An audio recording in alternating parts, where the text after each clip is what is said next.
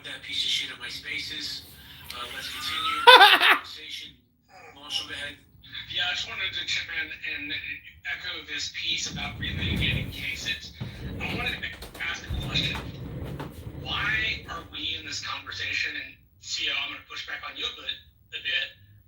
Why are we substituting rule by a court of law, which has a set of rules, procedures, and rights, for rule by mob justice, rule by the court of public opinion? Why are we supplanting public opinion for what a court actually said? Public opinion and the court of public opinion is extrajudicial, has no rules or rights, it's outside of the Constitution the way it's used. Why would we put a court case or an idea on that particular concept instead of going the other way? It doesn't make any sense to me. I can't quite grasp why we're going the other way with this. I mean, if you could provide me with an explanation, I'd appreciate it, because I'm a little lost here. Hey, Marshall, what are you talking about? The Kyle Rittenhouse story? Tell me what you're saying again. So we were talking about Kyle Rittenhouse, and several people said a couple of things. You used the word murdered, and then if I'm recalling your words exactly. What I am asking is, why are we supplanting the court of public opinion? Oh, he murdered somebody, for what the court of law says, which is that he used self-defense and he was within his rights. Why do we move the discussion to a place that has no rules or rights versus keeping it in a place that has a specific set of rules, a specific set of rights, and a specific set of procedures? At least if it's in the court of law, we're talking about what code or law says. If we stick it into the court of public opinion, then everybody's allowed to say anything about past court cases. And while I can't stop people from thinking about stuff, I again am not sure why we're taking stuff that's already been adjudged through the system we all agree to use when we have problems, why we're being selective, why we're saying, yeah, go ahead. Yeah, let me respond to that. And it's just extremely disingenuous, and you're usually logical, right? So maybe it's just something that happens on Friday mornings. But we live in a country where I'm not speaking for public opinion. I'm telling you my opinion. And I have a strong opinion. And nobody in this room is an expert that I know of necessarily on every particular case that happens in court. I am. Here's what we do know, right? What we do know is that there are a lot of bad decisions that are made in courts by the humans that are advocating the case or reviewing the cases. And here's a point that I would make, and then I'll close here and we'll pass it back over to JP for the cue. Do you have that same outrage all day, every day as the administrator in the court of law that has? Yes, I hate whenever things are litigated in the court of public opinion. I think it is damaging. Let me just get that point out so you can disagree with the proper thing, right? What I'm saying is our president has spent his entire life fighting legitimate cases, right, and calling them incorrect, regardless of what the court says or public opinion is. He literally right now is fighting cases, fighting the Constitution, fighting actual laws in the Constitution, fighting amendments. So he's challenging laws all day, every day. And yeah, but isn't that within his right? He's going through the legal system to do it. To the irony and the hypocrisy of what you just said. He has the right to challenge laws, but he's often wrong because he's been sued hundreds of times. Yes, and the place we judge that's in a court. Yeah, but hold on a second. You're missing my point. What I'm saying is you're challenging my ability to have an opinion on a court case when court cases are meant to be challenged, is my point. That these are humans that are making these decisions. So I literally lodged my opinion in a room full of opinionated people who half the time don't know what the frick they're talking about. And you're making some egregious rage situation that I have an opinion on a case. That's why I'm saying it's disingenuous. So hold on. I should one is legal challenge and the other Hold on a second, Andre. Two different things. Andre, hold on. Marshall, hold on one second, because I want to address something in the chat that was said. Give me 1 second to find it. Where is it? Where is it? All right, it's Jennifer Sullivan. Charlie Kirk asked for the Patriot, quote, who assaulted Pelosi's husband, to be bailed out. He fueled hate and divide. Why are we arguing over this guy? Jennifer, we're arguing because he spoke for a certain segment of America that felt they were being repressed for many, many years. And he didn't speak for me because I don't agree with a lot of things he said. But he was a voice for people who felt they were voiceless. And that's why I think he was so popular, and that's why people are speaking on him. And I find that it's weird to me that this one guy is so polarized. Either you loved him or you hated him. There doesn't seem to be any in between. It makes no sense to me. But, Cam, also, you want to say something? Then we go popcorn style. Yeah, I just wanted to say, Sia, I should have been much more circumspect with my language. I wasn't necessarily trying to refer to you specifically. When the case was brought up in the discussion, I reflected back the discussions I've had in real life and on Facebook.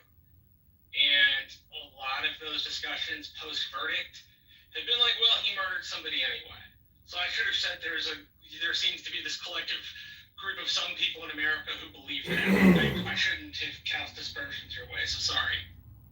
But, I mean, just to be fair, it's two completely different things, and they're confused, and they're not the same. One is a legal challenge in court.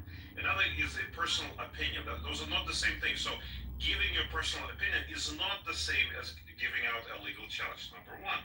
Number two, it's a composition fallacy to say that just because there are several cases that were adjudicated incorrectly and were overturned later, that means all of them can be scrutinized to the same level and standard and can be taken as if they were adjudicated incorrectly. So that's a fallacy. I don't know. Like I said, for me to want to relitigate, hold on a second. CM, hold on. I got you. CM, hold on. We're going to relitigate cases. Let's relitigate the Daniel Penny case, right? He was found innocent by his peers. I think he murdered that dude. But we gotta respect the system, right? Isn't that why the system's in place? No, fuck that. According to y'all, O.J. Simpson's innocent? Like, what the fuck, are y'all stupid or what? Had it been challenged legally? Well, he did lose the civil suit.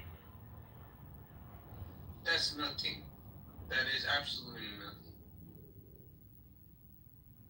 Guys, you don't understand the separation of two, right? One is public court and a personal opinion. The other one is legal procedure. Andre, it's insane to argue that people can't have an opinion on it. That's not what I said. Please stop strawmanning. Please stop strawmanning. These rooms, for whatever it's worth, man, Clubhouse people talk and don't have guardrails on any conversation. And most people don't know what the hell they're talking about everything. And so to create some boundary around you can't have a conversation about court cases once they've already been adjudicated is the silliest conversation in the world. JP, can we talk about something serious now? I just hold on, Andre, because you're in the matrix anyway. I just find it. You're in the matrix, dude. I just find it funny that we want to, like I said, relitigate these cases to fit a certain narrative, right? That's fine. You know, is there a two-tier justice system in America? Of course there is. There always has been. But to say that, CM, I'm gonna boot you, bro. You gotta stay on mute. But to sit here and say that Kyle Rittenhouse is the same vein as Charlie Kirk. And the people that say, hold on, let me finish, bro. Let me finish, and then you can say whatever you want. I'm sorry that what I'm saying doesn't fit your narrative. Doesn't mean I don't still love and respect you. I disagree with you, Seal. No, but And if you don't like how I run my rooms, listen, I don't know what to tell you, bro. I've been running for 5 years. No, I'm just saying, JB, I just want you to not, just don't misquote me. You just made an equivalency that I never made, and that's the part that's dangerous. I don't think it's dangerous to have an opinion on something. I think it's dangerous that we continue to allow misinformation to proliferate and not listen to one another. What I was saying, JB, is that what they keep saying I said, I did not say. That has not been my point. We were talking about it because we were talking about a tangent, like happens in all these rooms, right? So, and the concept of let's not relitigate, let's not relitigate elections once they're won. There's a lot of stuff that I wish our government and people in government should not relitigate. So to have people on Clubhouse admonishing somebody from quote unquote relitigating a decision in a courtroom that they disagree with is sheer insanity to me. And I respect your position. You know what's insanity to me, CO? We can legitimately sit here and relitigate every case that's been in front of every court and have different people with different opinions on how the outcome came. But to me, I'm gonna be honest with you, it's kind of cherry picking, and that's what every side does. The left, the right, the libertarians, right? They want to pick their narratives to make themselves right. And like I said, I brought up Daniel Penny. You want to talk about that? To me, that was murder. The guy choked the guy out, but he got away with it. Andre, go ahead. So just to be clear, litigation is something that is done in court. It is not done on Clubhouse. So when you're saying that I want to litigate something, go right ahead. File a lawsuit for something to be overturned. You're not litigating here. Here, you're just airing your. Andre, can you just move on, please? You're just voicing your opinion. Nobody is preventing you, but the problem. Litigate conversation just so we're really clear, right? But just please move on and let's get past this point for JB. All right, let me do a quick room reset. Guys, community conversations, collaboration. Charlie Kirk's killer has been caught. 23-year-old Tyler Robinson was turned in by his father. Amazing. So I asked the fathers in the room, or the Banny parent, actually, would you turn your kid in? I'm not turning my kid in. I don't care what he did. Is there political assassination? No, I'm not turning them in. What?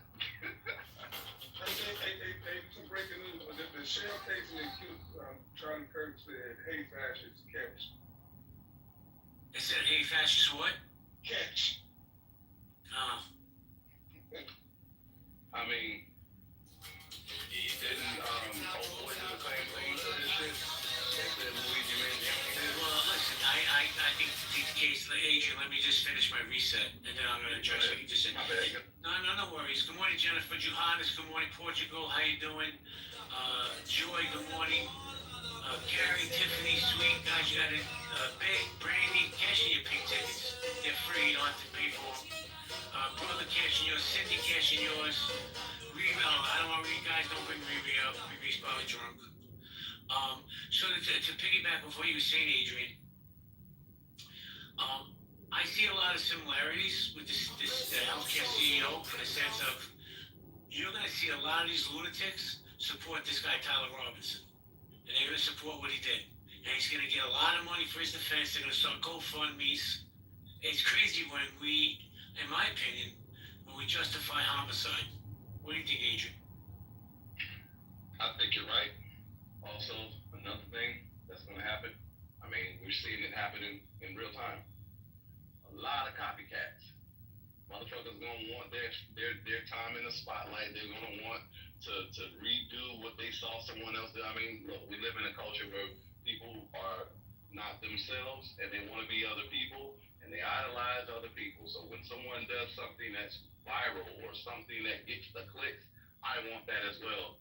Let me copy that shit. So yeah, I mean, do you think that a lot of these motherfuckers, all of these shooters, woke up on the same day and said, you know what? We're going to read from the same playbook and we're going to inscribe shit on our weaponry and all of that shit just to send a message. Nah, they're copying after each other because they saw one do it. I want to do that same shit. Oh shit, he did it too? Oh yeah, let me do that shit too. Oh fuck, all of them did that shit. I'm going to copy them and be just like them. So we're going to see a lot of this shit coming out of pipeline with a lot of different people. So yeah, I agree with you. Let me say hello to a good friend. Good morning, good friend. Good morning, JB. What's up? Do you want to chime in on the conversation? We're talking about Charlie Kirk's killer being captured. No comments right now. Yeah. Okay, thank you. I think I need more information and realization to comment. Okay, read the article on the Jumbotron. Hold on, Steve, because I want to say, BB, did you want to chime in yet, man? You've been quiet all morning. No, I'm just listening, man. I'm waiting. Got you. ahead, Steve. Steve, that's the angriest I've ever heard you on Clubhouse, by the way. And I don't know. I probably shouldn't have done that. Reason I want to talk, I want to tell CO. CO, I've heard you more than one time. I think you're a decent dude. We just hit a wall there, man. I didn't mean to come off that bad, but I think you're a decent guy. Most of the time I've heard you talk, so it's just one of those things we had there. Hey Steve, man, let's take a beat and just say that what you just did right there is the best of fucking America, man, and that's what it needs to be about. And we should be passionate about things that we believe in and that we go through. And these are some tense times, man. And if we have more people, I disagree with you probably on a lot of the shit that you gotta say, man. But if we have people that were able to do what you just did, man, I think we rebuild the aspiration that we're supposed to be as a freaking country. So I appreciate you, man. And God willing, sometimes humans will work through this crap. This is a human issue. Humans can be a wretched species, no matter what party, color, or whatever you are. And this ain't just no random ass kumbaya. But when we're divided, I just want to go back to the pledge. If we're talking about being American and stuff like that, one nation under God, indivisible, needs to be the cue for this whole world right now, man. Because we're on some BS as humans. Yeah, great dialogue, guys. And, to maybe piggyback off what Adrian was saying, man, I'm afraid to see what's coming next. Because we all know there's going to be some copycats out there, right? And that kind of scares me. How do we get to this place in America as a country? Guys, we're going to go popcorn style. If you want to grab the mic, all I ask is you respect the one mic policy. Thank you. Hey, did y'all hear Trump call for one thing from America? One heart, one face, one flag. This is crazy. I need one bite of this hot pocket. He also said English should be the only language in America, which is not a reality. Anybody want to jump in? Man, these people is crazy, man. I swear to God, they crazy. Adrian, for whatever it's worth, what part and when were humans not crazy fighting and warring? We always talk about let's come back and all that crap, right?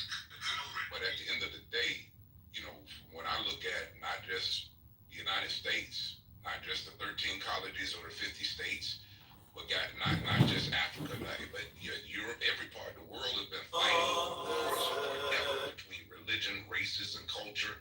And then Adrian, why do we get in here right now and act like this is some brand new shit? I'm just curious, like, why we, oh my God, I can't believe this is happening. I can't emphasize this enough. Right? Rigorous adherence to the truth Why do you think that's the case? is the most important thing for AI safety.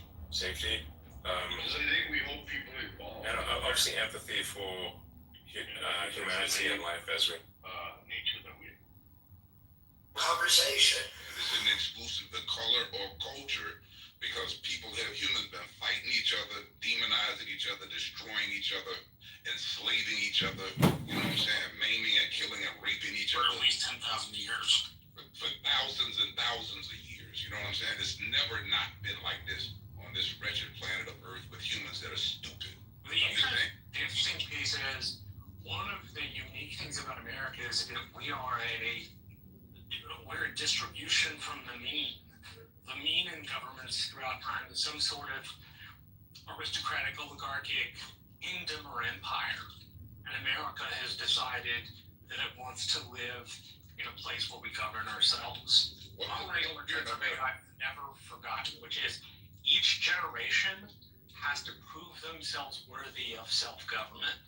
The idea was that we could all be different, all live together without violence because we would want to govern ourselves versus letting other people govern for us. Which is the best year that lived up to that ideal, Marshall? I don't think there ever was a best year. I don't think America became an empire and force for good in the world because we were somehow unique or picked. I think America did some of the right things over time in terms of military strategy and electing presidents. And obviously it's not all good. I mean, every country who turns into an empire has a mixed history of both good and bad. I think it's because we did foundational things Marshall, rather than just because we were lucky. Marshall, I think, I'm going to guess that you probably were too young to remember Reagan. I'm not. And when Reagan was elected president, right, we had just come out of the Carter administration, which was, I'm sorry, just a horrible administration. I felt he was one of the weaker presidents. And Reagan instilled this patriotism in America. I don't care what side of the aisle you're on, whether we're Democrat, Republican, Libertarian, Independent, right? We were force-fed patriotism. How do we come to this point now, right now, in this country, where we have our president getting on his booth screaming how it's the far left who does all this and causes all this chaos with his words? How did we get here in the last 40 plus years? Offices that were supposed to be for those who governed and cared about their constituents started to have incentives that were more about power and money. One of the things the founders relied on was that we would pick good people. There's a story about this J man like Curtis. He was fighting the Greeks, and he was a member of the Senate. And the guy who was the general on the other side asked for a meeting. The guy went to the general's tent. The general took him to another tent, and it was filled with gold. And he said, "This is all yours if you just fuck off." And Guy said, or is supposed to have said, that the esteem of my colleagues means more to me than the money and power that it will bring. In America, there's always been a tense battle between rank ambition for power's sake, and people who genuinely care about governance. And we have come to a place where governance and politics have become mixed, despite the fact they're different, number one. And number two, we've come to a place where governance hits people more like rule than actual governing, because we've mixed the two up. And I say that because it affects voters and it also affects those who serve, right? I'm sure we can think of people in Congress that have rank ambition. One of the better examples I can think of is Ted Cruz in 2016. The classic figure in American history is Aaron Burr, who was the vice president, but was so ambitious that the rank ambition for power pushed him off. We're in a place where the rank ambition for power no longer disturbs Americans. And that is a very bad place to be in, because it means we're going to have people who get into politics not to govern for the public, but to serve their own powerful ends. And unfortunately, republics don't always survive when that happens. Lastly, the one thing people can do, there's a book I read called Moral Republic, and at the very end, the guy says, the Roman Republic didn't fall because of some conspiratorial plan. It fell because good people did nothing. That's Americans have to, as Reagan said, it's only ever one generation from losing freedom. Americans have to believe the fact that we can govern ourselves even in as complex a country as this. And the negative stuff makes it that much harder to see the positive building we need to do together. I hope that at least sort of answers your question. Thank you, Marshall. Appreciate it. So, guys, you have a pink ticket, cash it in. Joss, Melanese, Armando, Brandy, I'm calling all you people out. Lady, Jessica, Greg, Sire, Chad, Carrie, I don't even know why you have a pink ticket. Cash in your tickets. Guys, this has been a great room. I'm going to shut it down. I'm going to give everybody one chance to speak back up before I close it down. Go ahead, Steve. Yeah, JB. Like I was telling CEO a while ago, I got kind of off the rails, and that's where we are. And we each carry our own burden. We need to be a little respectful of each other, what burden we carry. Have some empathy for each other. But more than anything, JB, we're all in this game together, and we can't tear each other apart. That's all I got to say. Appreciate that. Thank you, Steve. Anybody else before I close it down? Last call for alcohol. All right, great room, guys. I'll let you offline. Do another room later, guys. Have a great day. Be well. Be safe. If you hear something, say something.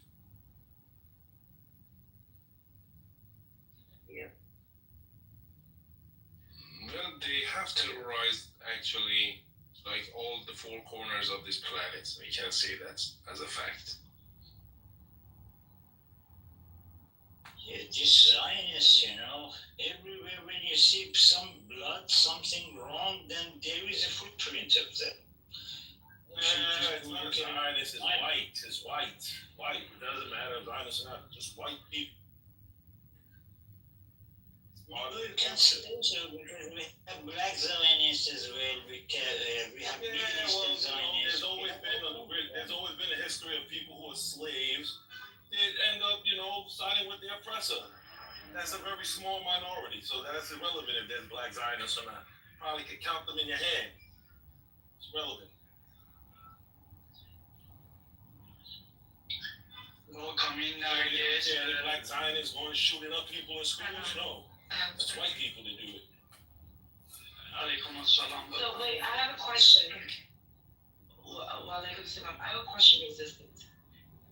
The Ashkenazis, regardless of them being Jews, you still see them as white? They are white. I don't say not what I see them as. They are white. They identify as white. Their culture is white. That's what they are, white. They do not identify as white. Yes, they do.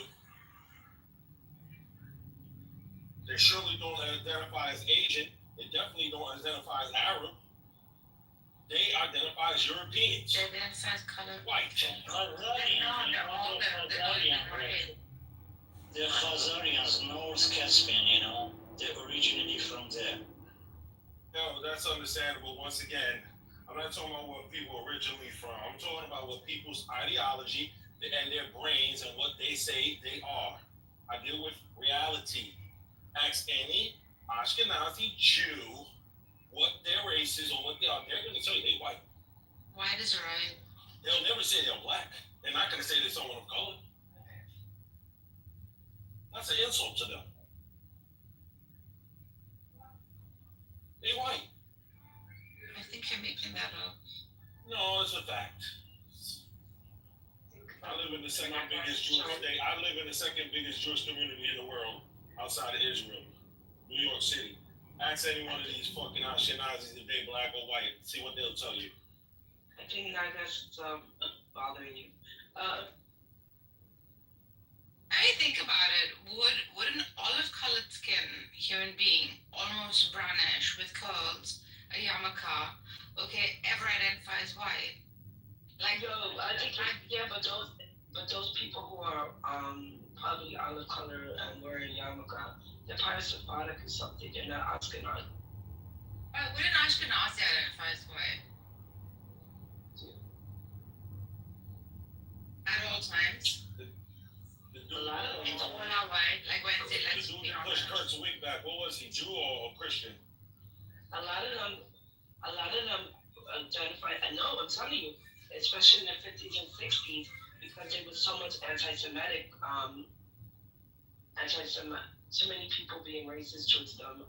They just white passed. They even changed their last names. And they turned into Judaism in 7th and 8th centuries. I mean, they were not Jews at the origin, In 7th and 8th centuries, many of them turned into Judaism. These Khazarian Jews and Ashkenazis. And actually, they picked up the Babylonian Talmud. There are different versions of it. And like the Babylonian Talmud is actually the evil one, the satanic one. And it goes back, to the time of those two angels. Like it's about magic, basically. I have heard that Bibi Netanyahu origin is from the Poland. This claim was by Pepe Escobar. He's a well-known journalist Wow. from the I think he's from Argentina or Brazil. He could be from Brazil, but he's well-known. Pepe Escobar. He says his family Bibi is from the Poland, and even put his name, what his really name is. I have him somewhere. I'll find it. Share with you guys. Man, this guy's father's a real piece of shit, yo. Yes, and many of them are from not origin in Israel or anything. I'm not talking about those white idiots no more. I'm talking about the shooter who shot Charlie Kirk. His father turned him in. Oh, I see. Yeah, well, you know, we were the other day talking. They captured, they released two guys, and you were joking. Yeah, he's not. He doesn't look like Arab enough or Muslim enough. They released. No, he looks like what usually assassins and terrorists in America look like, white.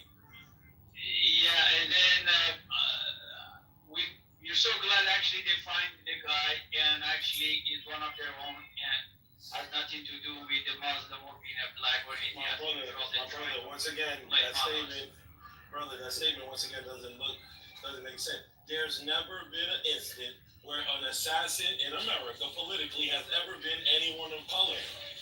Never. That's something that white people do. Me and you, we know that. Me and you, we know that. We gotta get the voice out there. And trying to convince a bunch of idiots, fuck them.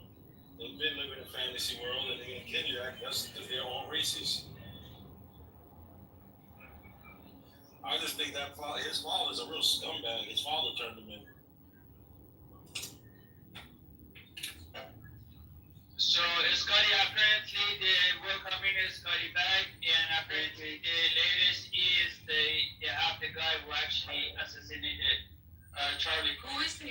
He is a male, 22. He's a 20-year-old white boy from Utah. White boy from Utah. The one wearing glasses, a skinny one? Family name Robinson. Hold on. Never been in the army before. How you know this?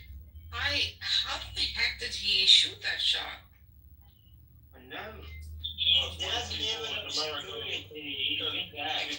level of security, is been backed by a service, by an intelligence service or something, I'm sure. Because, you know, it's not so easy to get so close to the target in that level.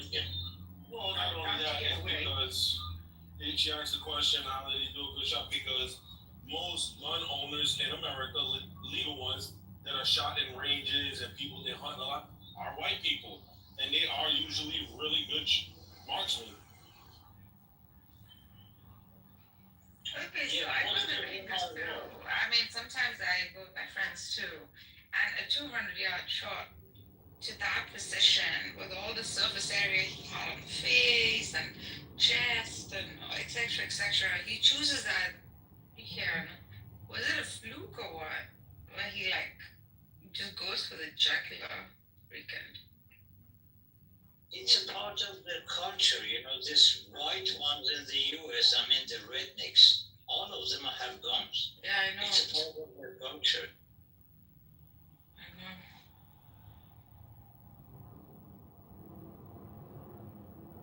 know. Unbelievable. I can't believe he made that shot. But how did he make that shot, Darren? It's a 200-yard shot. Because he's probably been shooting that rifle since he was probably 8 or 9. That's why. Yeah, true. Another there you go, resistance. Another reason why you shouldn't be shooting guns and having guns. Well, not according to Charlie Clark. Yeah. According to Charlie Kirk, says it is necessary and For the safety. And look where he is. yeah, that's why I said no one should feel sorry for him. He said it is a necessary evil, the deaths that happen in America, for us to have that Second Amendment. The good outweighs the evil, according to him. I feel Perfect. sorry for his family that's left. That's what I feel sorry for. Oh, I definitely don't feel sorry for them. He was raising a bunch of other white supremacists. It's a disease. Karma gets you. That's like saying you feel sorry for the Nazi children. No, we feel sorry that their parents. I feel sorry that their parents were scum and raised them that way because they're innocent children. Naturally, just like his children are innocent children, with no harm upon them. But the reality is, their father was the harm. He was the one who was going to teach them these radical thoughts and ideas, like a lot of parents do in Israel. I feel sorry and empathy for almost everything and everyone. For the first time, resistance, I haven't felt that. And Wednesday was right, like we can talk about it. We don't have to like empathize or sympathize with it. because I'm starting to see that as someone, okay, who would influence like kids in the future and the collective in the future, he propagated freaking exclusivity and racism. The reason why the very genocide is happening, in Palestine, it's because of exclusivity. We the chosen ones, we the different ones, we the chosen, you the goems.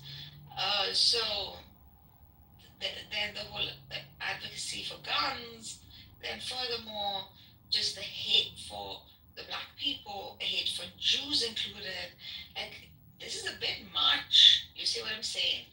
This wouldn't have been a good push or an influence for the collective of America or the Gen Z for the future, like especially since he targeted the Gen Z. The irony is a white man, a white little boy must kill you, you know, using the same thing that you're advocating for. Wow.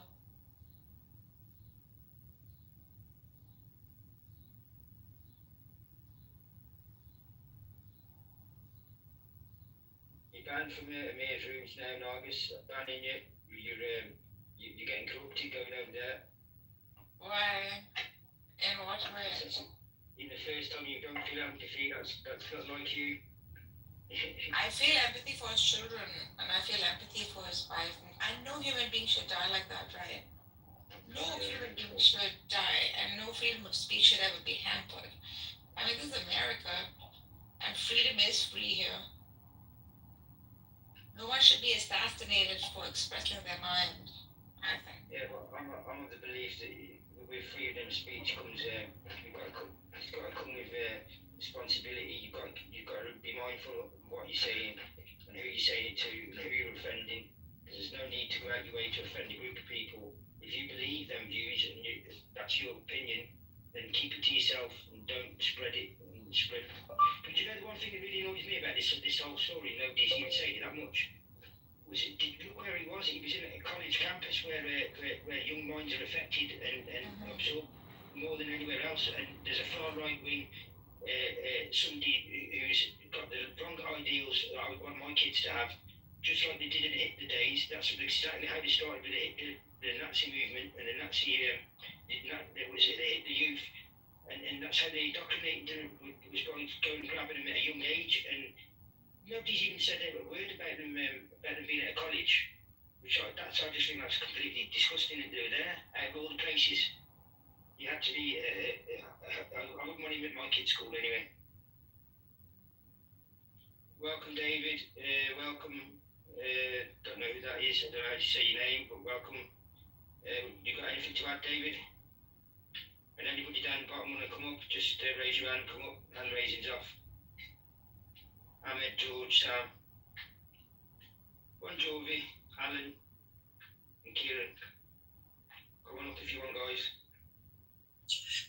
And it's good, you had no idea. A guy from Somalia came up and he said, I will kill you all Jews. We will kill you. I said, hey man, there is no Jew here. We have to marry. He was so mad. He said, I'm mad. I'm going to kill you all. I said, hey, man, take it easy, bro. He has Just his come gun in his hand, and he has his AR-15 in his hand. Yeah. Well, they've actually caught him then. And he wasn't who I thought he would be. What's your take on the subject, David? Do you add anything? Yeah, I'm just trying to get in the room to get the understanding. Are we talking about what happened with the political leader in the United States or somewhere else? What political leader? Yeah, Charlie. Charlie. Clark was not no political leader. Oh, I'm sorry. What are you calling him? He was I would call him a political dick sucker, fucking activist. A fake, and he's not an activist. Who he's activist for? Who? He's an influencer. That's all he was. He was a fucking propaganda mouthpiece for the Republican Party. That's all he was. Right. What was Charlie what? Kirk. Kirk. political anything. He's never run for public office of no sort. Alright. Well, we stand corrected. No. That's what they consider him. People say it. I just don't get it. When that man's never run for any public offices. He's not part of any. He's never been part of any government agency. He's just a normal citizen that took it upon himself to do political commentary. That's it. Did you ever listen to all the disgusting stuff that came out as it now? Of course, he's a piece of shit. All the other influences, right? Like, they're not. Religion-wise, Palestinians-wise, the land of Palestine-wise, and the list goes. If a 10-year-old girl gets raped, right? 10-year-old, and she can survive delivering the baby, yeah, she should deliver the baby. Right? It's like they hated the faggots like you. What? They hated the LGBTQ like you. You must love them for that.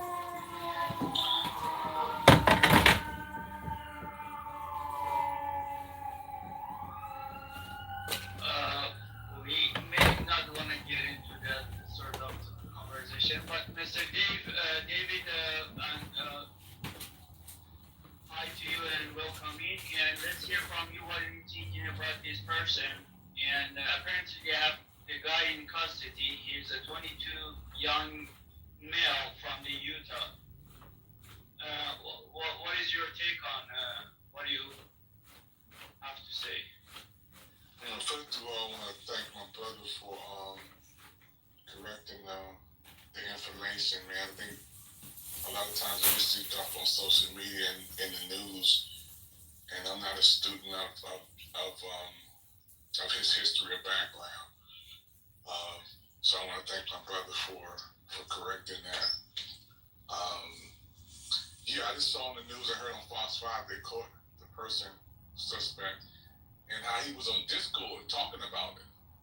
You know, what was going to transpire. And I was like, dang, man, social media is at a point now where people would do anything and just post it and do it, man. It's just crazy. So when I came in here, man, I was like, wow. Let me just listen for a minute. But I really want to thank my brother for setting the record straight, because I don't want to say somebody is in any position or what they're doing, and if it's not accurate. So I'm in the classroom already. But when somebody does their life, man, it's like, and then they post it on social media what they don't do, and next thing you know, somebody's gone. It's just, my brain is not in that frame of mind to accept that as normal. You know, we see kids post stuff online, then they go shoot somebody or do something at that school. It's like, it's just unbelievable, man. Some stuff we see take place. We just came off of 9/11, and all of us affected by that. We affected by COVID.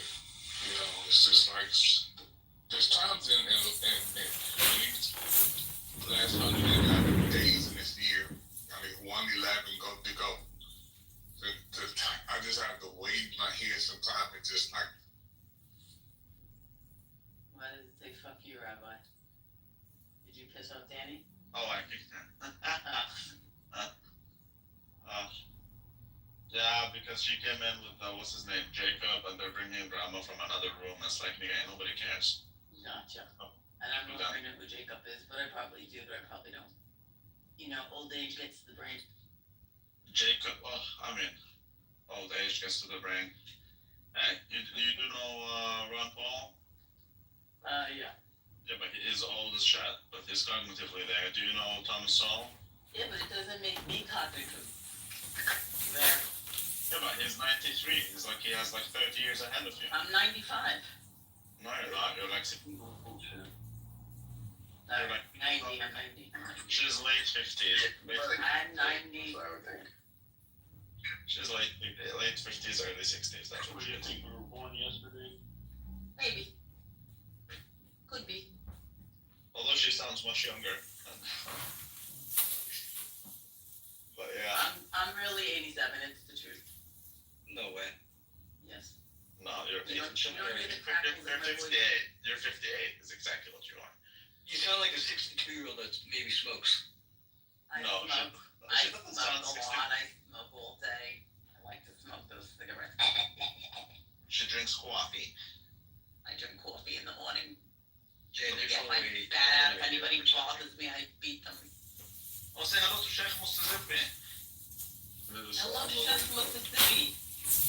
And you That's Chef Mississippi? No, Mississippi means suck my dick in Arabic. That's not Mississippi. Yeah, no, it's actually something you'll never forget now. Hi, Just say so. Sonu. Good morning. Sonu was very funny last night. Oh, Shabbat Shalom. Okay. I'm not with 3 months off because I have a role which is very similar to yours where I travel at times. What the fuck are you playing? What is that? That sounds like Riri. I kicked Riri also.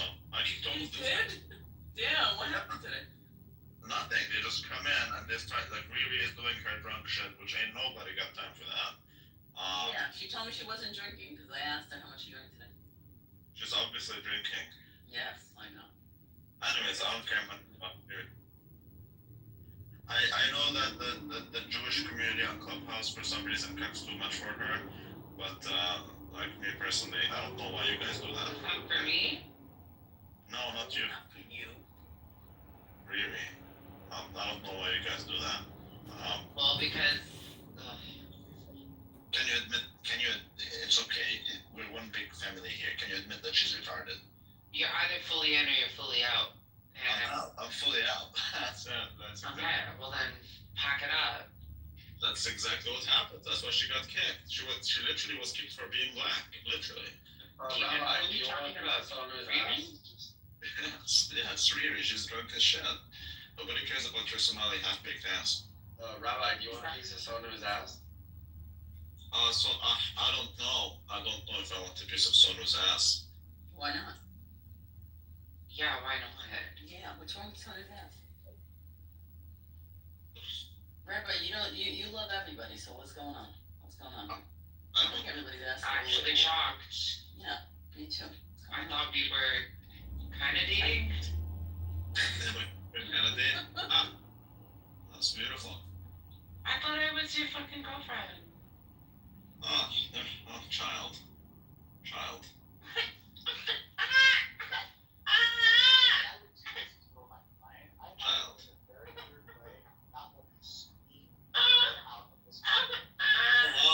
Rico, you should check Google Terminal. There's been a crazy update. Clear what you're asking. Well, what I'm asking you is, what's happening is it's getting obfuscated.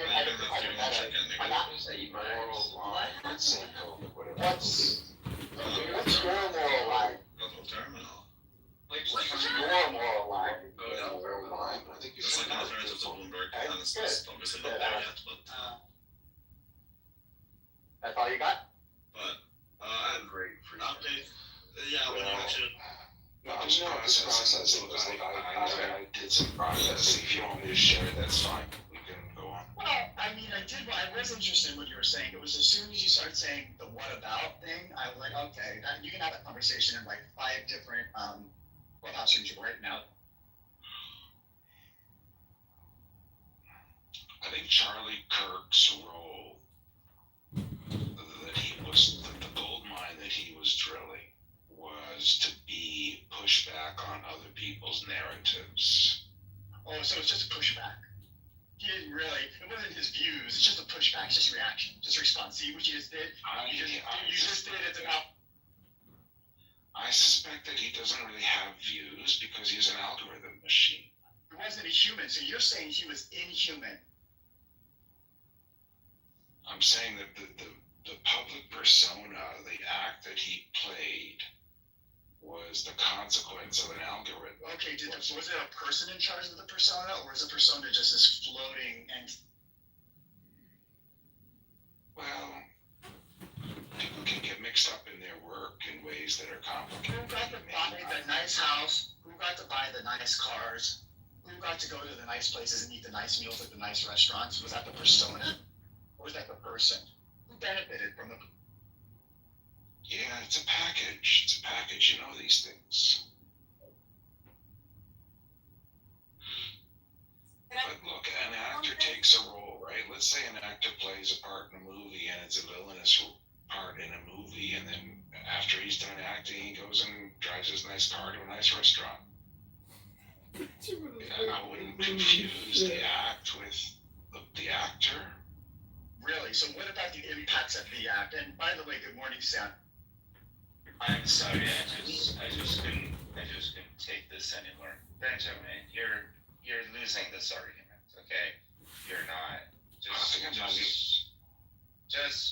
say, all right, dude, it's too early in the morning, haven't had my coffee yet, I'll talk to you later about this. Because you're making absolutely zero sense. All right, listen, I am happy to listen to Sam make some sense on this. And Sam, it's good to see you. Good morning. By the way, Benjamin, did you know that you're black?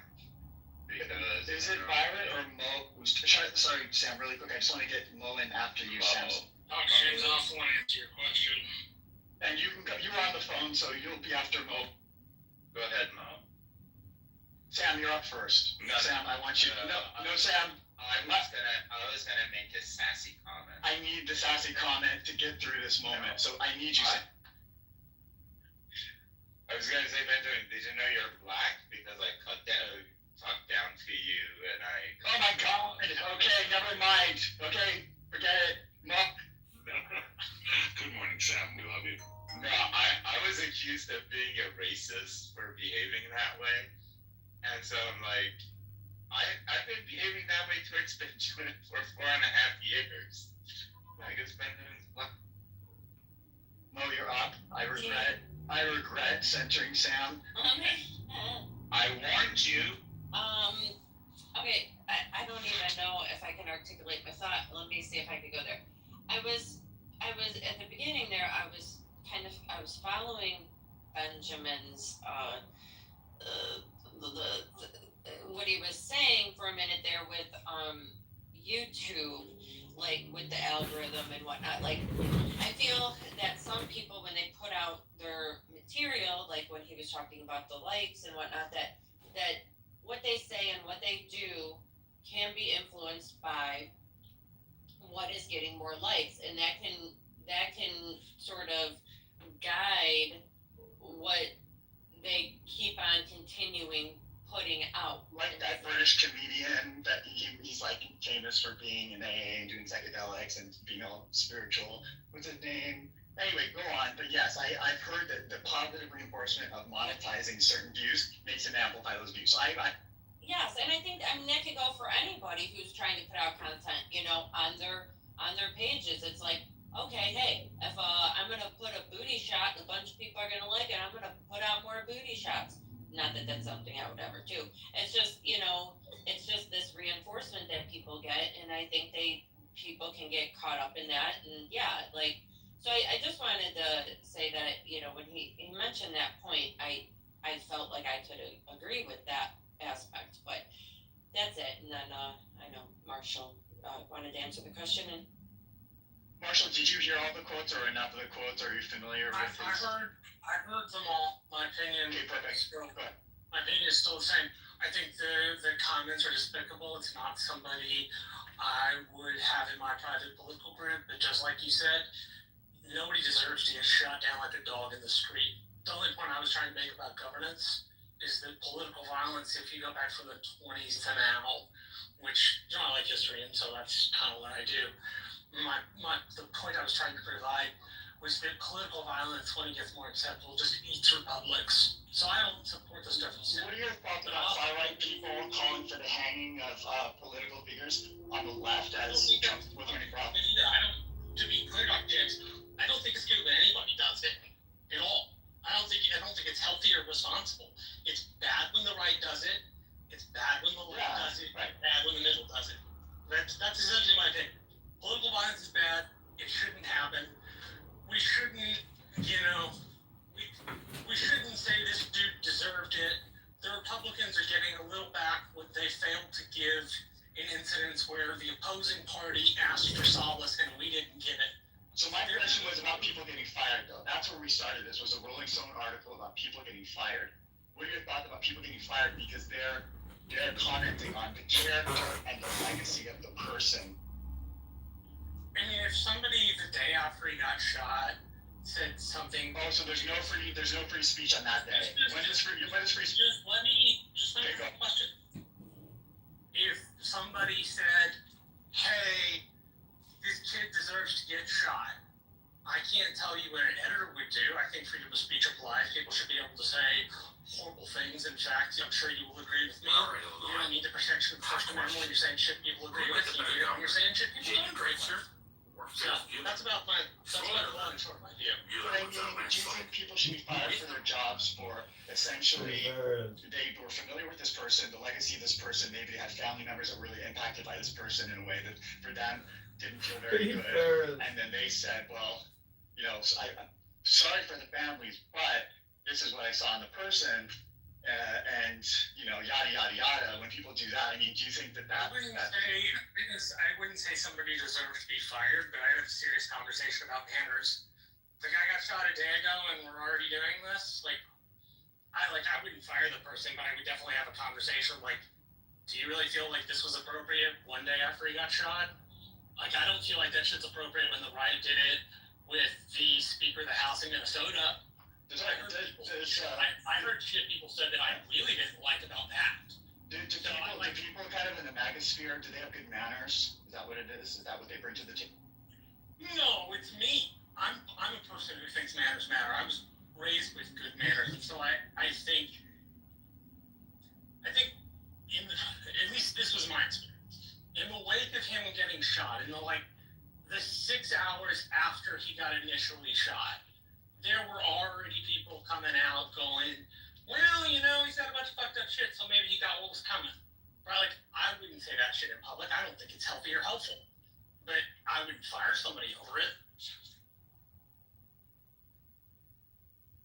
All right, thanks. I had a quick comment, James. Absolutely. You know the old aphorism in journalism, if it bleeds, it leads. I kind of think that that's gotten extreme, and I mean, it applies to the internet too. If it makes them go, yikes, you'll get the likes. Kind of, you know?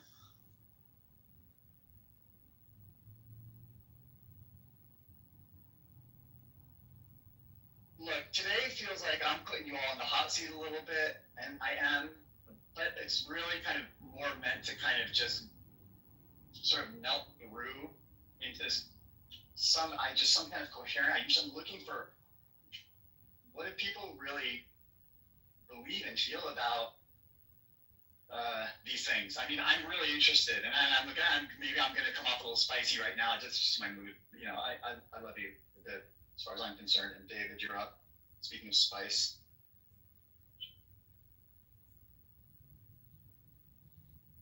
Spice, good morning.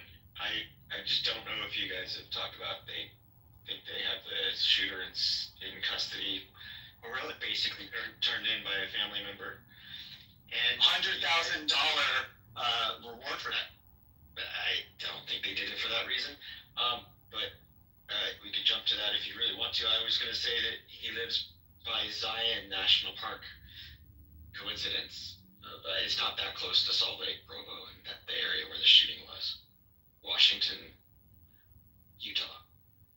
Could you unpack this more, or if you have any comments about it? The link in the GPT-5 response to the question in the chat. People can take it wherever they want to go. I don't want to infringe on their investigative journalism, but I was back channeling Chinga that it's ironic that Grok knew about the details before NPR, but that's probably where the funding in the world's going. But we've got some smart people in the room. Haven't seen Steve Cronin in a while. I'm curious how dystopian the racial profiling and Fourth Amendment vacation. Good morning, Dr. Prince.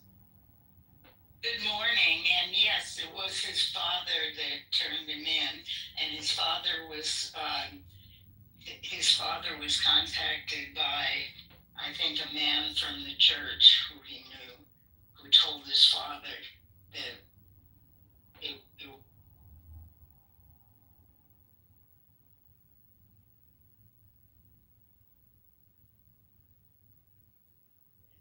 Did you know about the $100,000 reward for any information that led Oh, to yeah. doesn't have? Sure. You know, and if you know, I mean, would I turn my kid in for $100,000? Probably not until I got a lawyer and, you know, set it up a little bit better and talk to the kid. Oh, I see. So they paid for the attorney. That's an interesting way to think about it. No, I'm not saying you did. But I'm saying they kind of did effectively. I think that Dr. James, although $100,000 is a lot of money, in a lot of people's situations, I just don't think this has anything to do with the money. I don't either. I think this guy knew that his son Completely had unrelated to the money. I mean, they flew Charlie Kirk in Air Force 2, his body. So, I mean, if he doesn't take the money, then it wasn't about. Resources aren't the issue here. This is terrorism, political violence, and a manhunt that the FBI's competence wasn't they truncated all the talented people in the government. Remember, they turned the resources on Trump's political enemies, which was a lot of agents.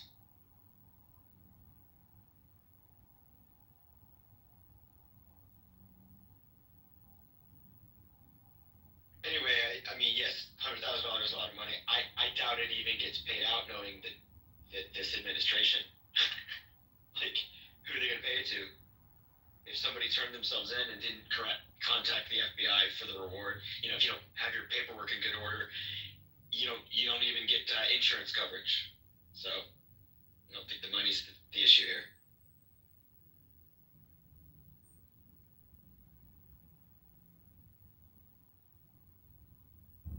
Seems like this person was really important to a lot of people, and yet I still don't understand why, except if he was just a popular influencer that people are just making a big kind of thing about. At least on the political scene, it's because he organized and ran one of the largest grassroots groups in the country on the Republican side. And his groups are stationed at colleges, which were instrumental in getting the Republicans the largest share of the youth vote since Richard Nixon. I think that's why some people think he's important. Trump basically said that it would have been somewhat impossible without Kirk's efforts on college campuses for him to win the three big states that he won, Pennsylvania, Wisconsin, and one other one. So basically, Trump credited his win to Charlie Kirk and his efforts. That's why they're calling it an assassination versus, say, just like a murder. Yeah, they're calling it an assassination because the shot was taken from 200 yards away, which is not like I walk up from you and I'm 50 feet. It's not even like you're down the block from me. It's like 2 football fields where you can't hear anybody yelling, and where the shooter has to be incredibly proficient. So it's planned, methodical, and organized. Is why they called it an assassination. I think it's an intended killing. I mean, not that hard to classify this as politically motivated, terroristic effect. Definitely an assassination. Yeah, I think I agree with David, which is pretty rare. But I also agree with Marshall, right? It was unexpected that the Republicans would capture the youth vote. It was understood the Republicans would own the old vote.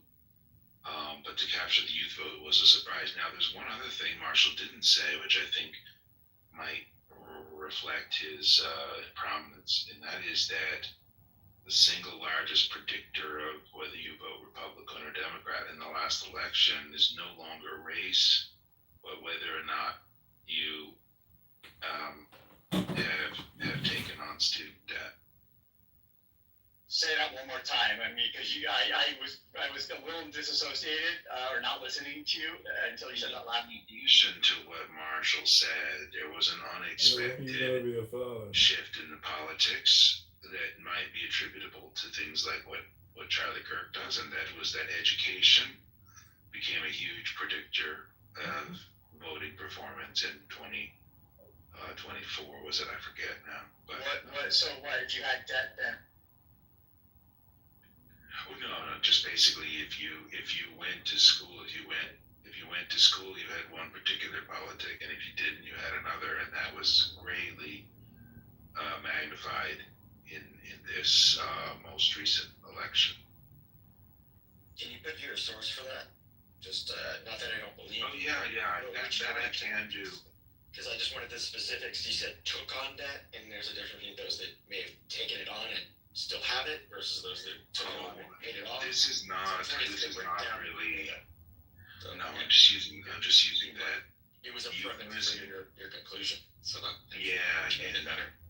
No, it's just a basket attribute, right? Okay, Benjamin's basket. No, he's basket. He's basket weaving. No, he's basket weaving. He's not willing to sort of land his point in actual ground. I just didn't know what the specifics were. I'm not trying to pick a fight. Just there's a difference between taking on debt and still having it 20 years later, 15 years. He's trying to say more educated people vote more to the left, and less educated people vote more to the right. That's what he's trying to say. Well, you could say education, because Charlie dropped out of community college. I know. How much of this education? What is he talking about? What's the debt? I like to dig into the details. I think because it should be near and dear to Benjamin's heart, because I want to see the data. Listen, we had a good conversation, Benjamin. But if you're going to kind of do that, you're welcome. Obviously, totally welcome here. It's just people may react to it. And that's fine. That's important. The thing that happened in the exit polls, the question asked was like whether you have a college education or not, right? And that question seemed to be more important in this last election than it has been in the past. So you're saying that him politicking at the schools, that was how he had a real impact on I think that what he is doing is he is. It doesn't matter. It's anonymous. Areas in which academia is weak. He doesn't have any block.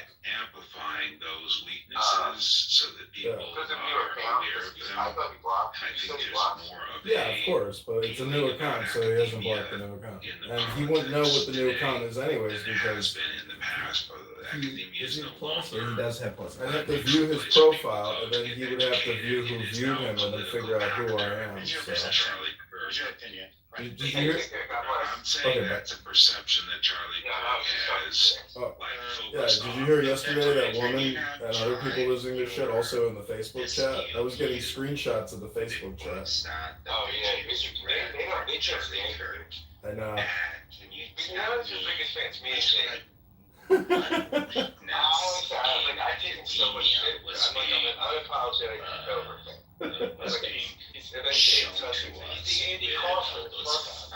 See, I think I have some Democratic, you know, like. Make that connection now. Where do you social? I think that it's the Marxism, right? When you get the Marxism, the postmodernism, the neo-Marxism. Women should stay at home, and what are you doing, having an opinion and shit like that. All that stuff that Dr. James read. Yeah, are you now saying that Marxism is for women's equality, and because Marxism is bad, then women's equality is bad, and women should be subjugated to the will of their husbands? Is that your position? It's not my position. I think that jive your position that he was bringing up criticism of academia with the words that Dr. James read that he spouted. Okay, so sure. So let's take a classic paper that has been pointed out in the past. I've used it. Like Charlie Kirk. No. There's a specific here because we're not grounding this with Charlie Kirk. Yeah. So don't grounding him with your views. I don't want your views, Benjamin. We know them. I'm talking about other people. I want you, Benjamin, to judge Charlie Kirk, his words, with you, Benjamin, your opinion. I'm not talking about anybody else's paper. I don't care about anybody else's paper. I just want you to jive Charlie Kirk's words with your view that he was attacking Marxism in academia because academia is weak. But Yeah, so there's a Marxist thread within academia that drives through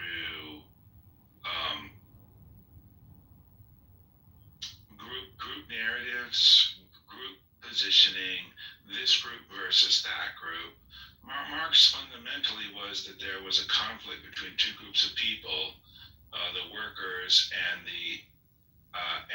the owners of corporations. Was my question that incomprehensible that this is the answer that comes back? I thought my question was very simple. And this dialogue of pitting one group of people versus another group of people is sometimes like replicated in racial relationships, replicated in gender relationships, replicated in special gender relationships, etc., right? It becomes a this versus that, and I mean, we're not talking about so are you talking conservatives are Marxists because this narrative of pitting people against each other is now being done by the Republicans, and Trump has always been done. They've always pitted blacks and whites against each other. So are you telling me that the Republican Party has always been a Marxist institution? Well, let's be a little more basic than that. You know, this university is in Warren, Utah. That's a very, very conservative part of the country, and very heavily influenced by the Mormon Church. And it's hard to believe that this was a Marxist-infused college campus. Of all the college campuses in the United States, this would be the least likely to be Marxist. that may well be, but one of the things that Charlie... Can we just put it on Benjamin, real quick? This was the starting point, the first stop on the Turning Point campus tour for the fall.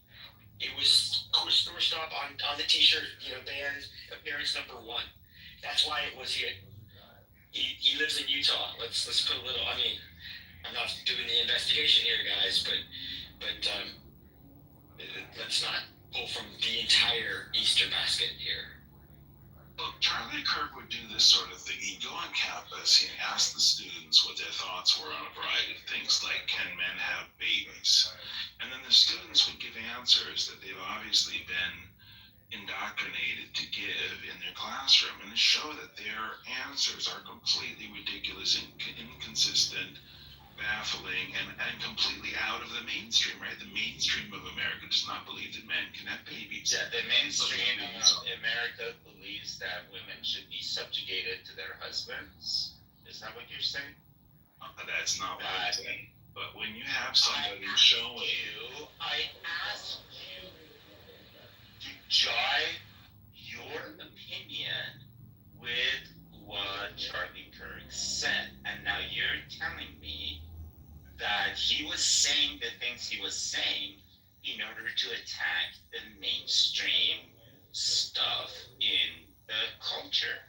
And so, according to you and according to him, women being subjugated to their husband is a mainstream ideology, then that has to be reinstated into college campuses, correct? All I did was I took your words and I made a syllogism out of it.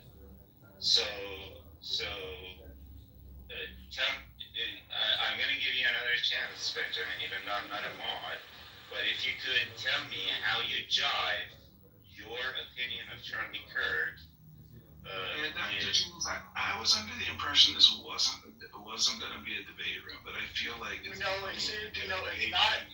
a debate room, but we're just asking you for your opinion and or your position, and I think what Sam is doing is fair. It's just a question. It's just a question. I'm not debating you, Benjamin. I'm just asking you a question. It's not a debate. Really, it's the opposite. It's curiosity. He's really trying to he's trying to understand where You have no idea what my argument is. I'm just asking you to make an argument before I can even consider whether I can counter it or not. or even just give you his position. It doesn't have to be an argument. Just give you, you're asking me a question. Yeah, okay. So, Benjamin. look, I just wanted to add something to what Marshall said. Marshall said something I think that was No. Okay, listen, I'm gonna do this thing. I'm gonna do the thing where I'm the mod, blah, blah, blah. No. You can either answer Sam's question, or we have new people on stage that I want to. the only answer I have to Sam's question is that I think he's constructing a straw man. I never said that women should be subjugated to their husbands. Okay, you just entered a debate. You said straw man. We don't want to do. Okay. That's fine. He doesn't want to answer. Yeah. Okay. Fine. Yes. Good morning, Chinga. You guys. Fine. I totally respect that, Benjamin. Hey, Chinga. Good morning. How are you?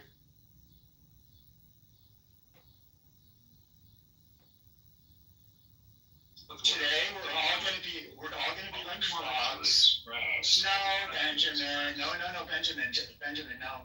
Well, Dr. James, I think that what's happening is called You can have opinions, but it's not your turn. You keep appealing to the authority to get bailed out instead of answering the question, and then every time you get the microphone, you play whataboutism, pivot, or deflection. And it's everybody in the audience is aware of it by now, and it's just a waste of time. If you want to keep him on the stage, that way. I don't want to keep him. I want to try.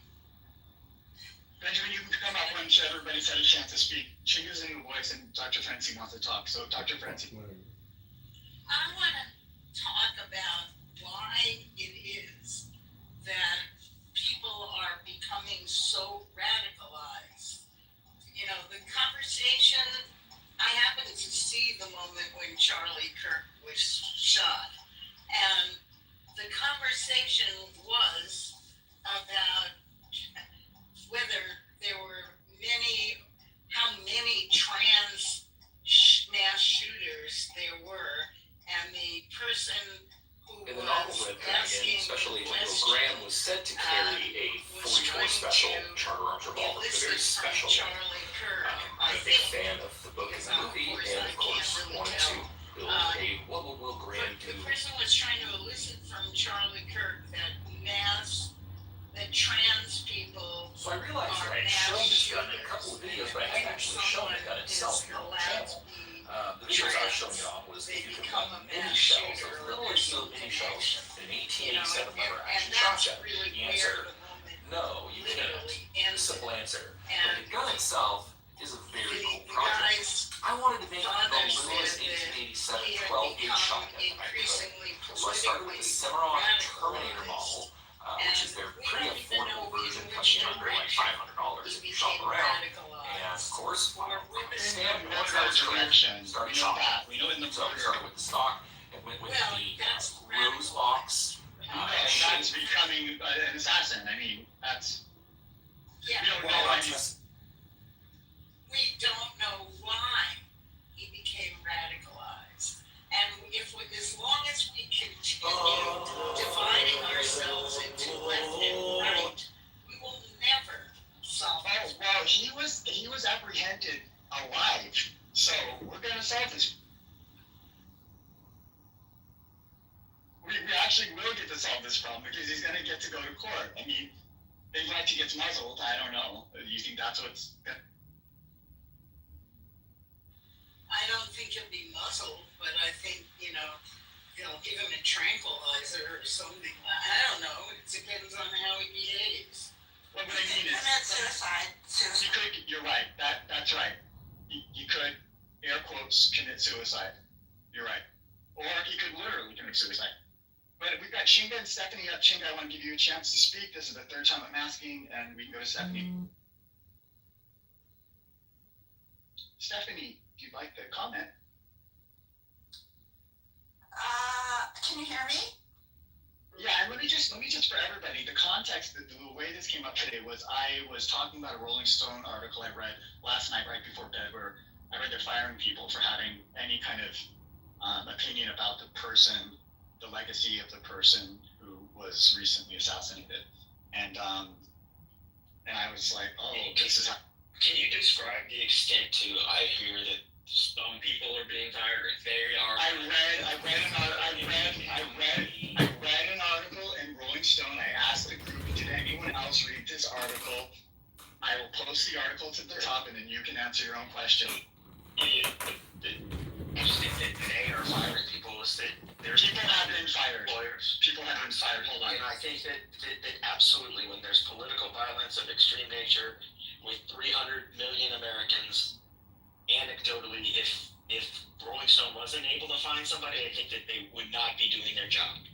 They couldn't find somebody getting fired over this. And the existence of, mining social media for the most ridiculous takes, finding out if that person got fired. Absolutely. I would expect it. I kind of hoped for it, but they probably weren't employed by the government. So it's not violating their First Amendment right. I posted it to the top. Yeah, they can have a suit against their employer. I mean, we have a bunch of private actions that occur in our country. So, like I said, this is wonderful. Stephanie, I was just trying to give you that context because we've sort of veered, and that's fine because that's what we do here. But that's kind of where it started. Just to, just so you're on a level playing field with everyone else. Yeah, I see the phone emblem on my thing, but I'm not on the phone. So, so I only have a minute because I'm on my way out to a bike ride, but which I recommend to everybody as kind of getting your stress out through exercise. So I've said in the chat pretty much what I wanted to say is that I don't think this is the time for character assassination. When there's been a political assassination. And that's one thing. The second thing is, which is the tendency is very alluring. What I did was I read quotes. I didn't have an opinion. I heard that. Yeah, well, that brings up my second point is I understand the tendency to read those quotes and the summary of those quotes, but I also think I saw that list of quotes. No, you didn't. You downloaded it. You didn't. Okay, well, I saw a very similar list was sent to me, and I researched it. Not all of it. I didn't have time, but I said I wanted to see the videos of the person. I asked AI, send me the videos of the person saying these things because I really wanted to. I know who he is, but I hadn't ever really listened to him in more than a news clip here or there. And so I just want to be sure it was not fake news. So one of the quotes I researched was the quote about dying for gun rights. And if you read the context of the quote, the entire context of the quote is about we die for other rights every day in our country, such as the right to drive. People are killed every day and are willing to take that risk. And so his point he was making in that, I'm not defending him. I'm not aligned with him. I'm just saying that the point he was making in that particular one quote was that people die for the rights to do things all the time, including driving. And so there's going to be a cost of lives for gun rights. People are going to die to exercise those rights. So that brings to my point that I think people need to see for themselves what's real news and fake news, and they need to have context and quotes. Reading a list of quotes. I want to dig in. Wait. Before you do that, girls, I just want to ask you a question to clarify something, maybe deepen what you're saying a little bit, and I really want to hear your comment. So, do you think framing avoidable death as an acceptable cost of ideological purity and aligning with the extremist rhetoric that normalizes mass shootings and discourages reform is a productive manner of framing a dialogue? Because essentially, that's the connection I'm making with that. Is what? Can you repeat that, please? Because you're blurry. Yeah, so that's a good question. If it's for Stephanie, that Stephanie can respond to, and you're being it's an honest question to deepen the conversation and not to inflame it. Yeah. No. Okay. Sam, go ahead.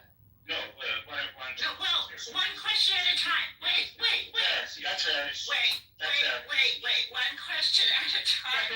Dr. James' question, or now you're deferring to Sam? Yeah. No. We're continuing with Dr. James. Stephanie's rules, we're asking her the question, and I think, we're not dealing with Benjamin right now. I want to be very respectful because I feel like she's giving us a very, she's owning her position here. And I really want to, Stephanie is awesome. Yes, but we don't need to add a girl yet. Okay. Stephanie, I'm going to rescind my question temporarily because Sam asks really good pointed questions. Okay, go ahead, Sam. All right. I just want to know, I don't want to be playing, hopscotch here. Yeah. Go ahead. Yeah, so my simple question is that, first of all, driving is not a right, and you don't engage in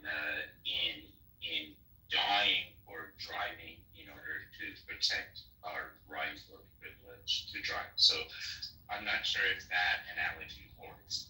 So I'm going to ask if you are aware of any other constitutional right in the United States that on a daily basis people die in order to protect those, or is gun ownership, Second Amendment, the only constitutional right that requires the shedding of blood for its protection? But you're asking the wrong person, Sam. Stephanie was just quoting Charlie Kirk.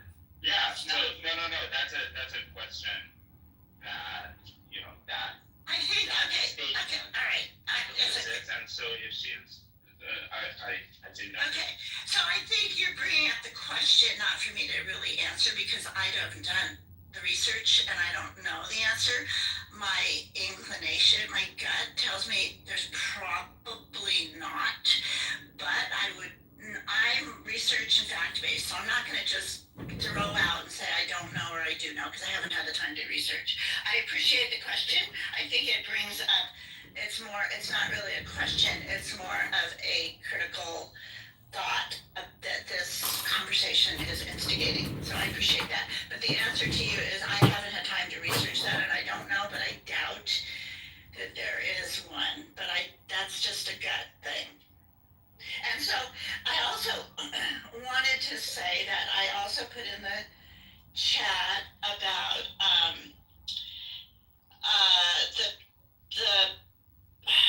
the campaign called Unfund America by a political operative on the progressive side who would go around to the Charlie Kirk campus talks and they would try to get in. They weren't always let in because they were an organized campaign and they would bring in other kinds of,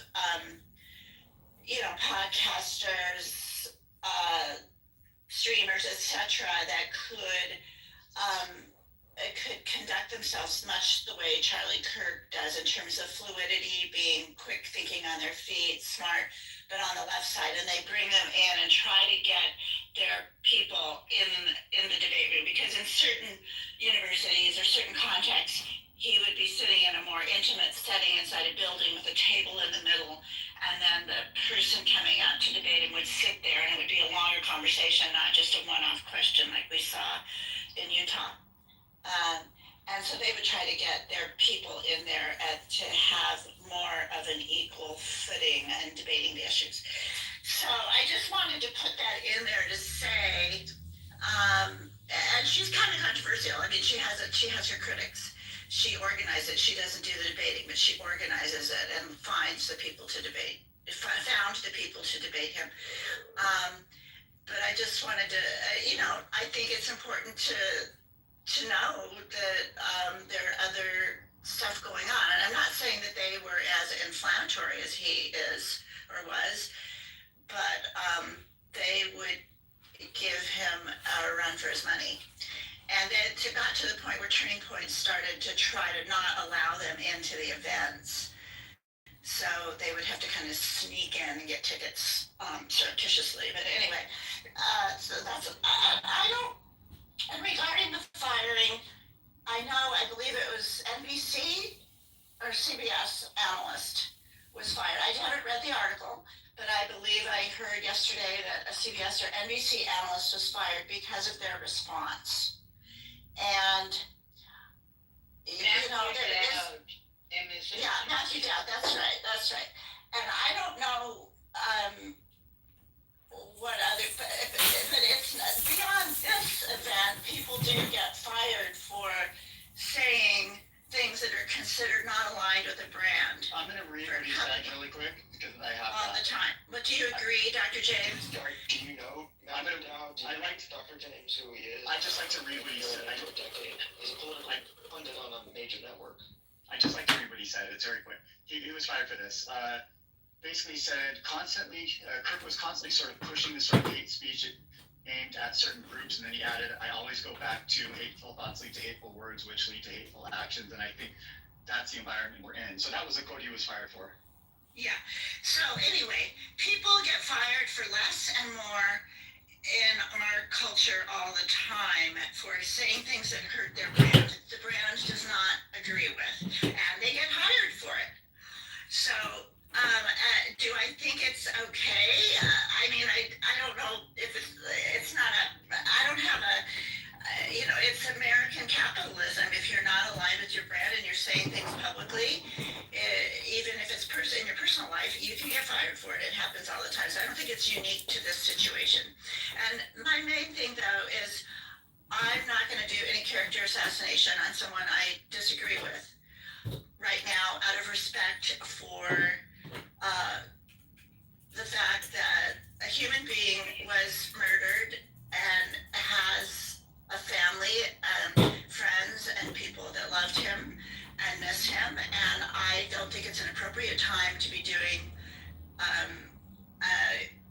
anything that's going to be character assassination on a human being. Stephanie, quick question. Do you believe it's character assassination to read the exact words said by a person who recently... Well, are you going to read the positive things he said? I mean, the non-attack things he said? No, just context. It's character assassination. The term is very specific. I'm just asking you, is it character assassination to read anything he said? Well, of course, it's not character assassination if you're reading loving things that people say. But if when you're reading pointedly things that a person is saying that fire up people and that have led to really extreme... I don't think I need to spell this out. I think it's not an appropriate time for what you did. So is it character assassination to read something that someone said without an opinion about it? Because I didn't give you an opinion.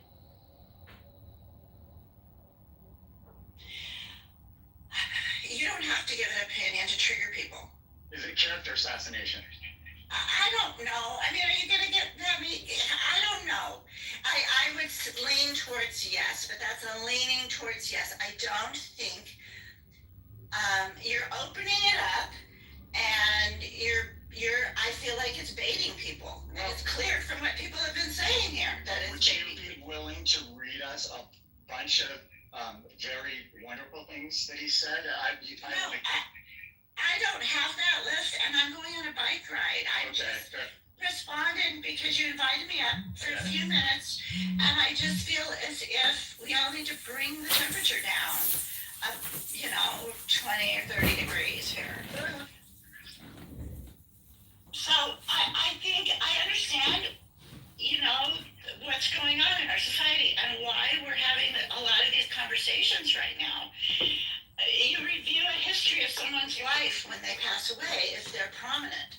It's normal.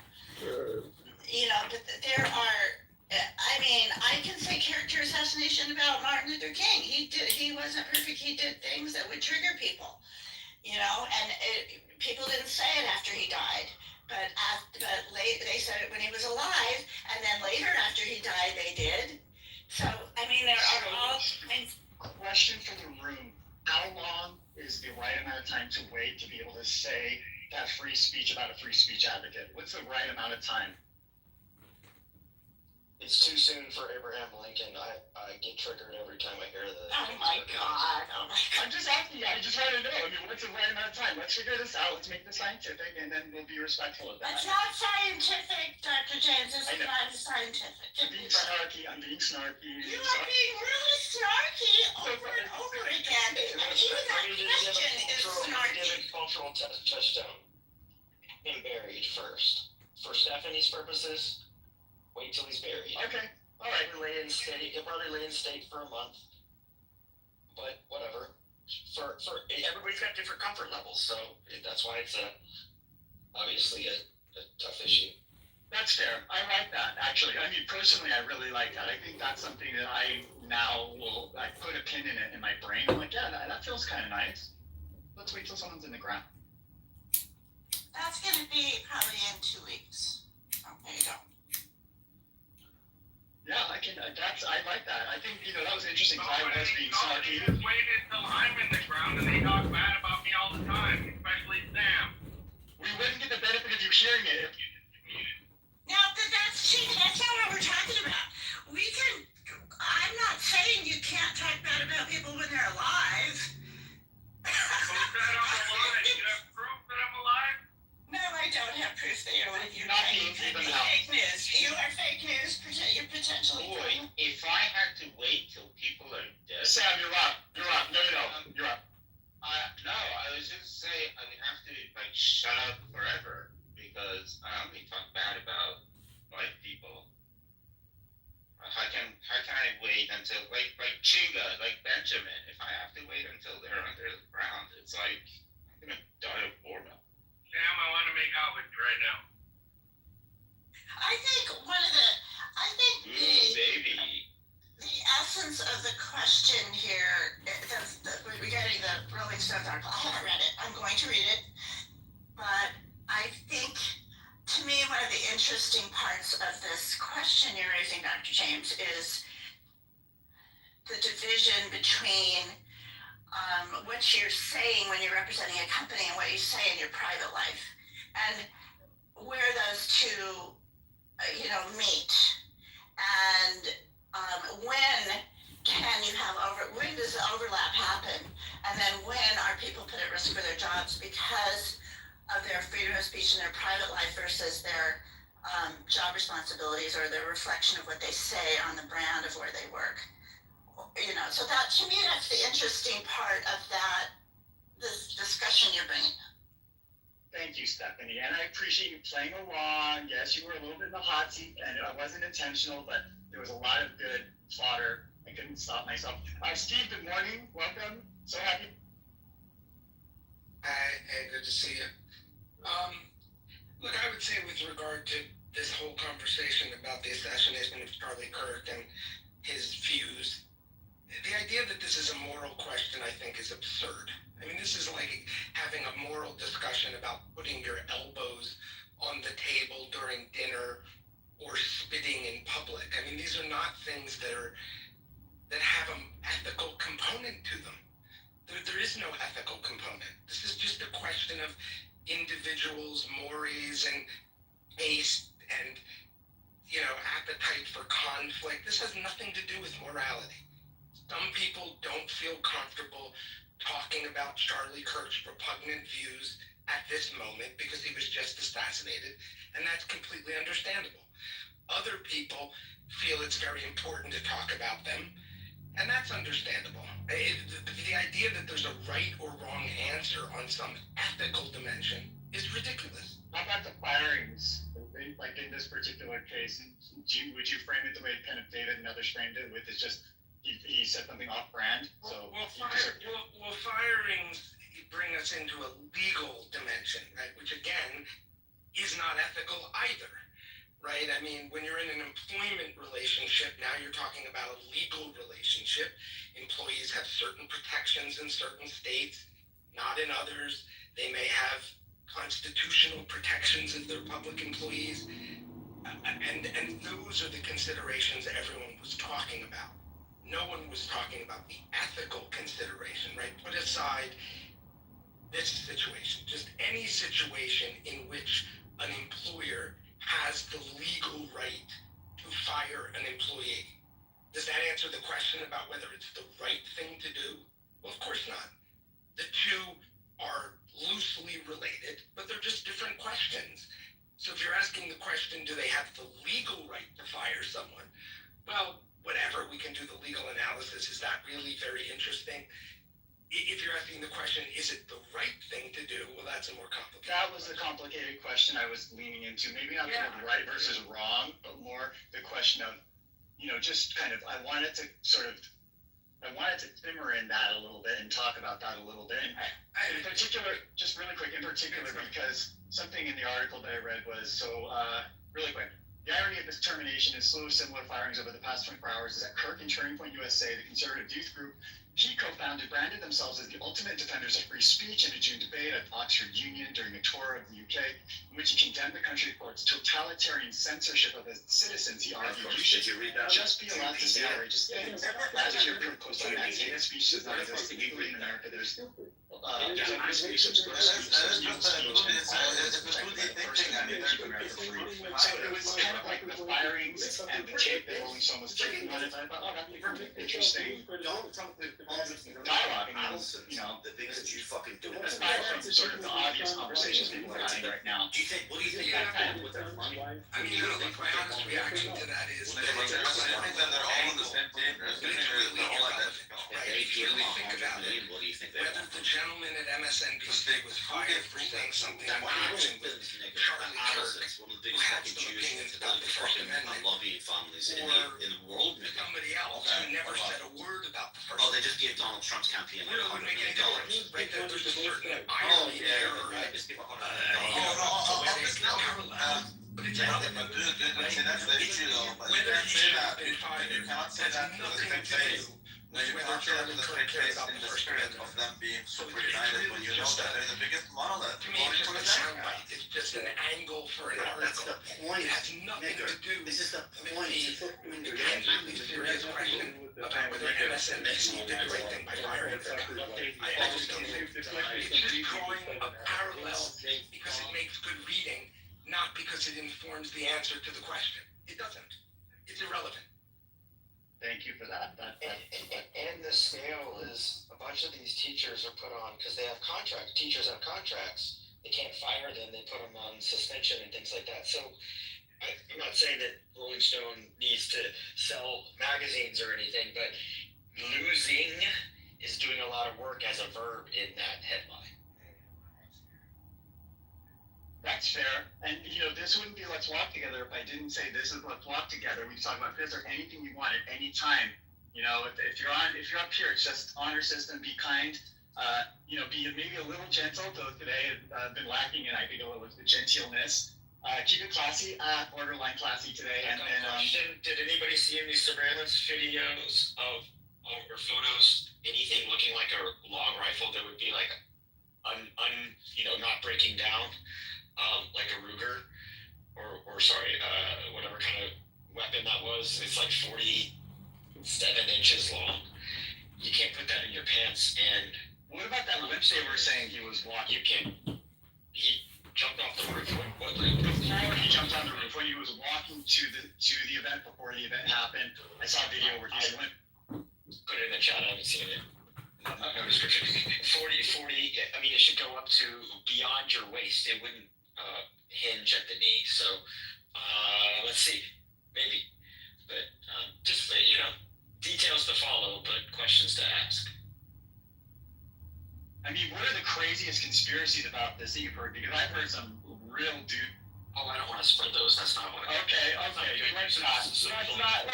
I mean, you already put your top link is a Rolling Stone article for fuck's sake. I know you're right. I'm like, this is really lowest common denominator.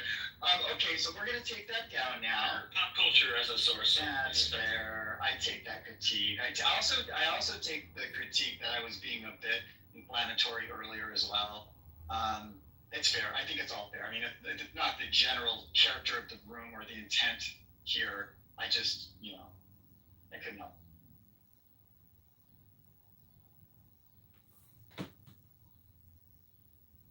So, here's what's happening. We are at a little bit of a lull. And Benjamin wants back up. Does anyone want to have a dialogue with Benjamin one-on-one right now? On stage. Because I don't want to do the thing where we slip into the Benjamin show right now. So unless someone has a direct conversation you want to have with him, Benjamin, just come back on Monday. Hang out.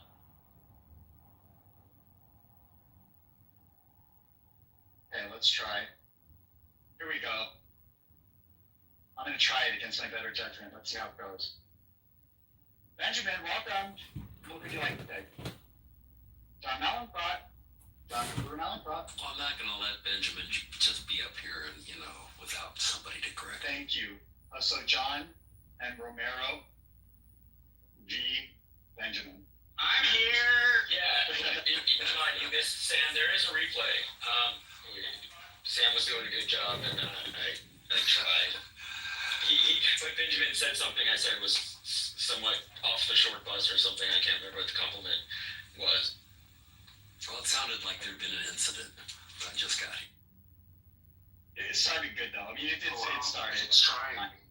Let's talk about quantum Not an healing. incident if Benjamin's on stage. If Benjamin's on stage, there's an incident.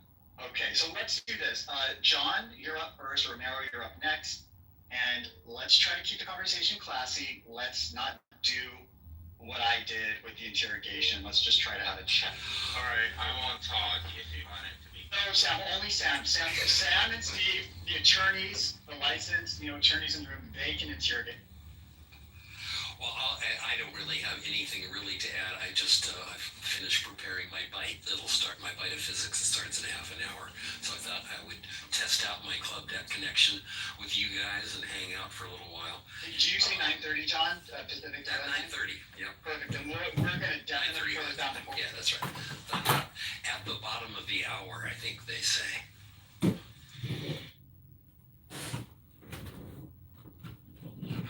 I'm just here to align my chakras and do some quantum. BB, good Shabbos, Baruch Atah Adonai, Eloheinu melech haolam, Asher, Kedeshanu, b'mitzvotav etzivanu, lahadlik neshel Shabbat, b'nei Pri Hagafen.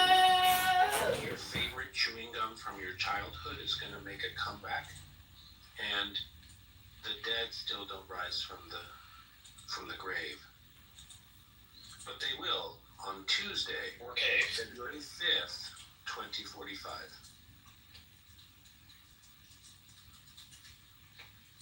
Did any of you see that Peter Thiel is going to be doing a 4-day lecture in the Bay Area on the Antichrist? How's it out?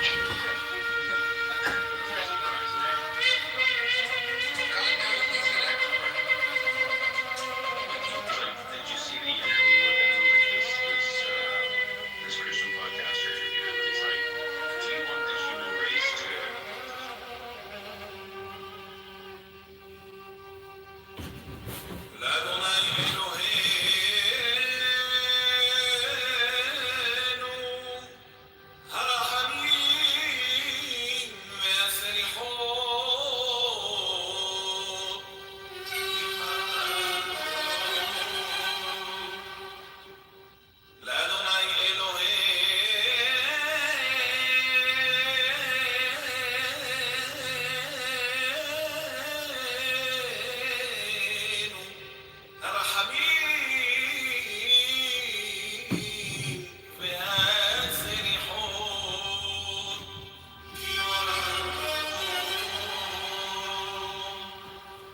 ألا تشهد